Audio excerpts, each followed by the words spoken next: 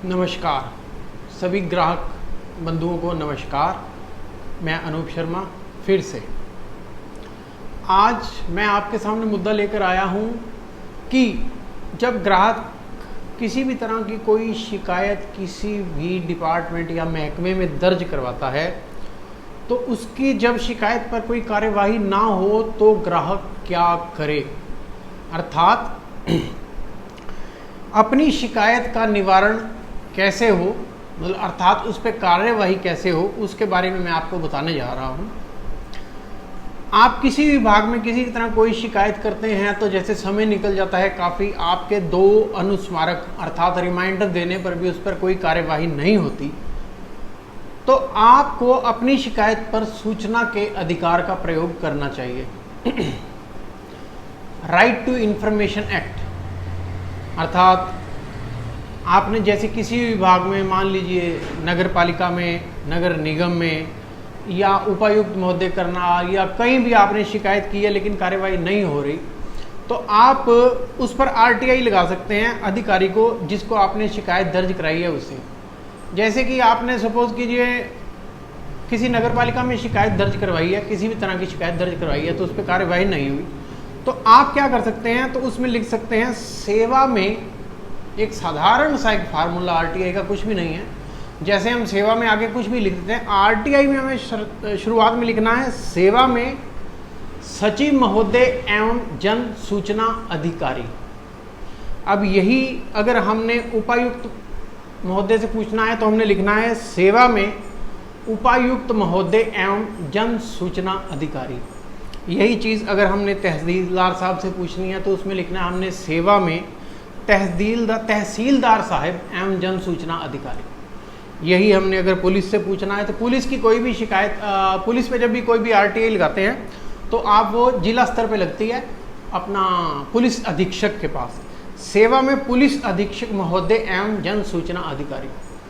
तो इनको आप आरटीआई लगाएंगे, जैसे आपने किसी को भी लगा दी, जैसे सेवा में तहसीलदार साहब एवं जन सूचना अधिकारी, तहसील कार्यालय करनाल, सोनीपत, पानीपत, जहाँ भी है जो भी है, नीचे लिख देना है श्रीमान जी, सूचना का अधिकार के अंतर्गत मैं अपनी दिनांक, जिस भी दिनांक को आपने शिकायत दर्ज कराई लिखकर, दिनांक इसको दर्ज कराई शिकायत पर शिकायत से संबंधित सूचना प्राप्त करना चाहता हूँ। मेरे द्वारा दिनांक 26/1/2012 को दर्ज कराई शिकायत पर मैं सूचना का अधिकार के माध्यम से सूचना प्राप्त करना चाहता हूँ। भाई जो मैंने शिकायत की है उसी से संबंधित मैं सूचना मांगता था। तो हम पहला उसमें क्या लिखेंगे, नंबर 1 श्रीमान जी, नंबर 1 यह है कि मेरी शिकायत आपको कब किस दिनांक को प्राप्त हुई इसकी सूचना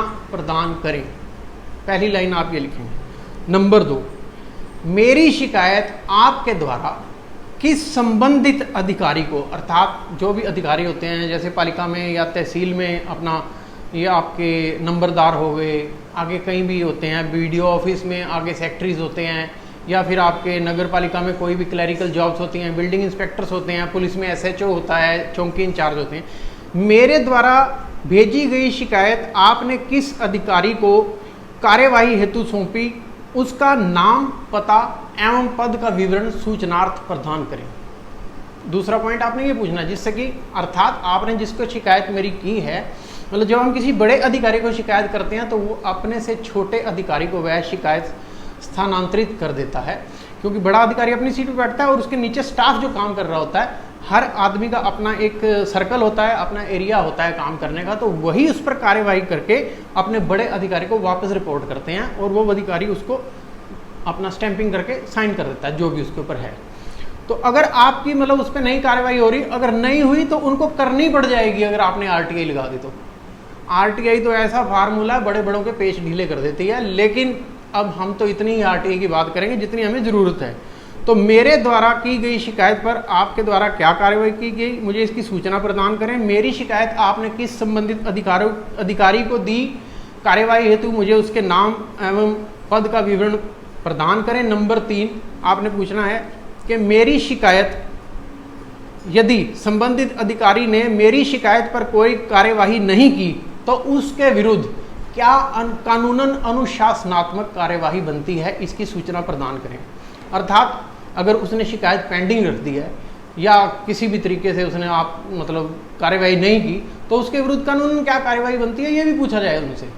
ठीक है, आप ये 3 लाइनें जब डालते हैं तो उनको उस आरटीआई का 30 दिन के आपके अंदर जवाब देना पड़ता है। आरटीआई जब लगती है तो अधिकारी को कार्यवाही करनी ही पड़ती है, वो उस शिकायत को पेंडिंग नहीं रख सकता। तो इसलिए आरटीआई को बेसिक तो मैंने आपको बताया है, सेवा में अधिकारी का नाम एवं जन सूचना, उसका पद का विवरण, डेजिग्नेशन जो भी है, एवं जन सूचना अधिकारी लिखना है।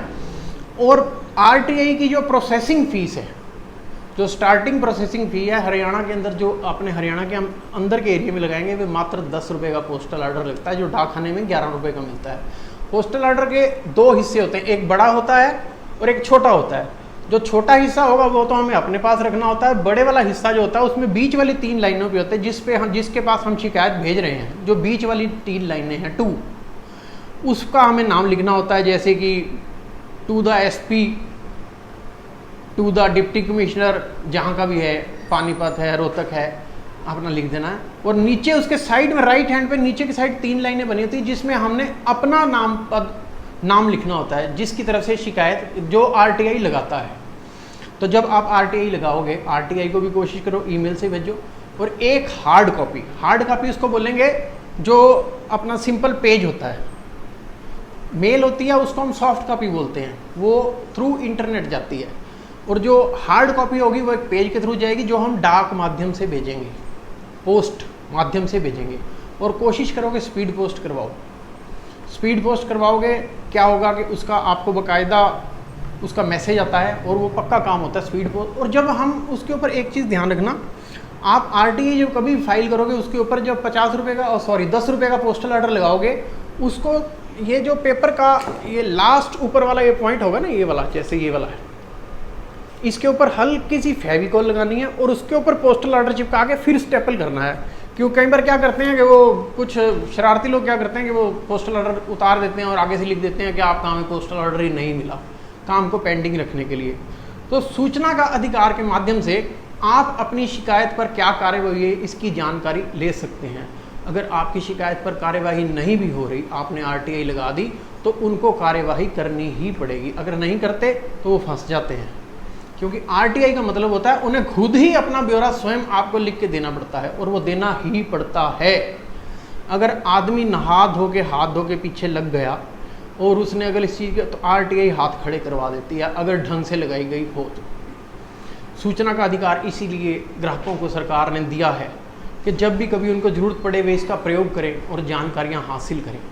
तो ये तो मैं आपको सिर्फ आपकी शिकायत से संबंधित बता रहा हूँ कि किस प्रकार आपने अपनी शिकायत जिस पे कार्यवाही नहीं हो रही उस पे आपने सूचना का अधिकार किस प्रकार प्रयोग करना है, वो है।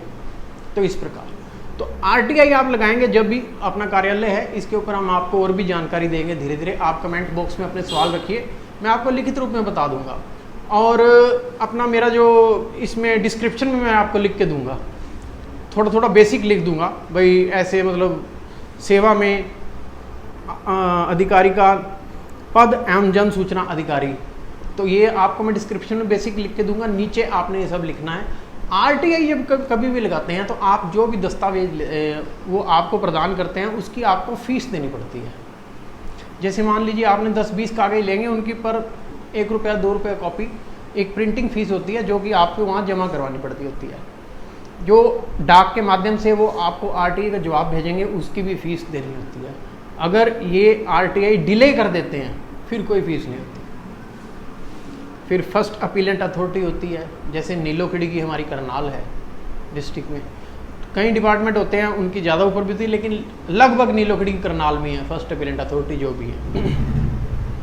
और जो सी स्टेट इन्फॉर्मेशन कमीशन है वो चंडीगढ़ है, वहाँ तक जाते जाते खैर लंबी दौड़ हो जाती है। फिर CIC आ गया उसके बाद। तो आरटीआई के बारे में भी आपको हम पूरी जानकारी देंगे धीरे धीरे, तो लेकिन आपको बेसिक आरटीआई की जानकारी मैं दे रहा हूँ। जो भी आप कभी आरटीआई लगाने की इच्छुक हो आप कमेंट बॉक्स में लिखिए, मैं आपको बताऊंगा कि आरटीआई किस प्रकार लगानी है, कैसे लगानी है, किसको क्या लगाना है। लेकिन हमारा मुद्दा जो है जेन्युइन होना चाहिए, जिसके प्रति हम सूचना मांगते हैं, क्योंकि आरटीआई में भी कुछ कंपल्शंस होती हैं जो कि आरटीआई में हर तरह की सूचना आप नहीं मांग सकते। ये मैं आपको समय आने पर धीरे, लेकिन बहुत कुछ मांग सकते हैं।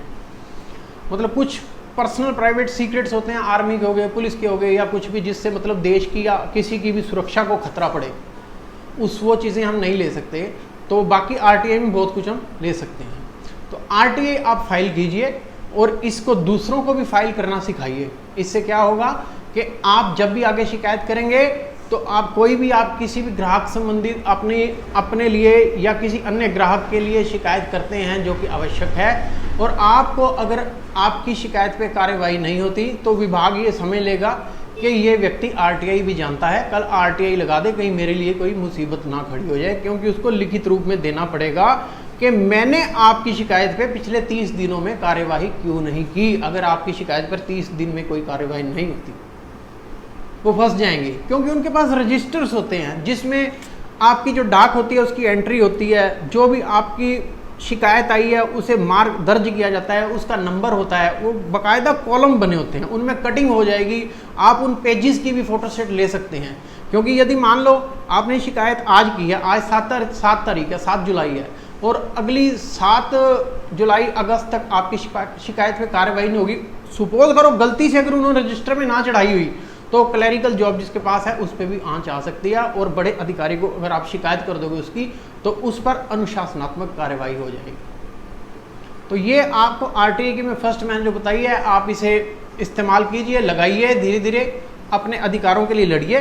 ग्राहक पंचायत आपके लिए सदैव खड़ी है, और जो भी ग्राहक संबंधित जानकारी होगी वह हम देने के लिए आपको सदैव तत्पर रहेंगे। धन्यवाद सहित अनूप शर्मा, संयोजक नीलोखेड़ी, जिला संयोजक कुरुक्षेत्र।